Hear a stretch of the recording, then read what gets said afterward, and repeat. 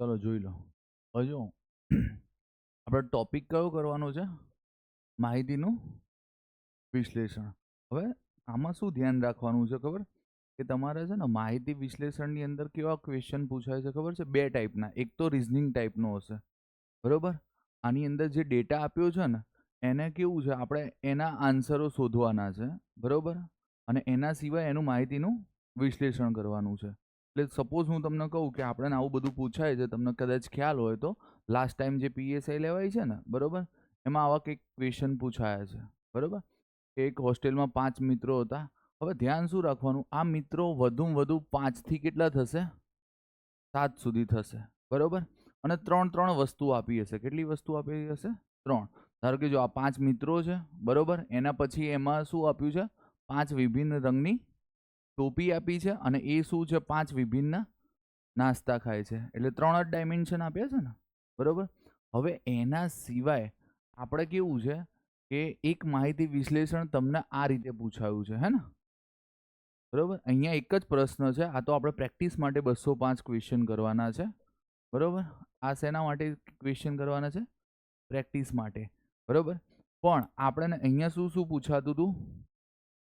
સરેરાશ, પછી ટકાવારી, એની રકમ, વ્યસ્ત પ્રમાણ અને શું પૂછાતું હતું? સમપ્રમાણ, બરોબર? આનાથી વધારે આપણે કંઈ જ કરવાનું નહીં આની અંદર, બરોબર? એટલે માહિતી વિશ્લેષણ કદાચ આપણે ચેક કરીએ તો આપણને કેટલા માર્ક્સનું પૂછાય છે? આમ 15 માર્ક્સનું પૂછાયું છે ને તમને? કેટલા માર્ક્સનું પૂછાયું છે? 15 માર્ક્સનું પૂછાયું છે. જોઈ લેજો તમે શાંતિથી. કેટલા ગુણનું પૂછાયું છે? 15નું. જીપીએસસી તમે આપશો તો ત્યાં કેટલા? 5 ગુણ હશે, બરોબર? ઘણીવાર 2 પ્રશ્ન કરી દે છે તો એ લોકો કેટલા સુધી પહોંચી જાય છે? 10 ગુણ. અને પીએસઆઈની અંદર કેટલા હશે? 10 થી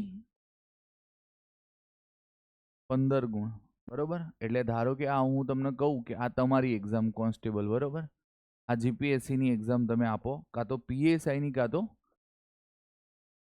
સીસી. હવે સીસીની અંદર એ લોકોએ 60 માર્ક્સ લખ્યા છે. કેટલા લખ્યા છે?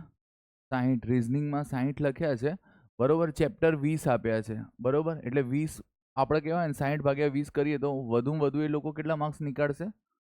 3 નીકાળે, 6 નીકાળે, એમની ઈચ્છા ઉપર જાય છે, બરોબર? હવે આપણે ખાલી આટલું જ શીખવાનું છે કે આ જે છે ને 205 દાખલા તમારે કરવાના છે, બરોબર? આમાં કંઈ પણ ના ફાવે પ્રેક્ટિસ એ મને પૂછી લેજો, બરોબર? અને આ માહિતી વિશ્લેષણમાં હું તમને આ જે છે ને આ દાખલા શીખવાડું છું, બરોબર? હવે આ દાખલો ના આવડે તો 2-3 વાર એક લેક્ચર્સ જોવાનો, બરોબર?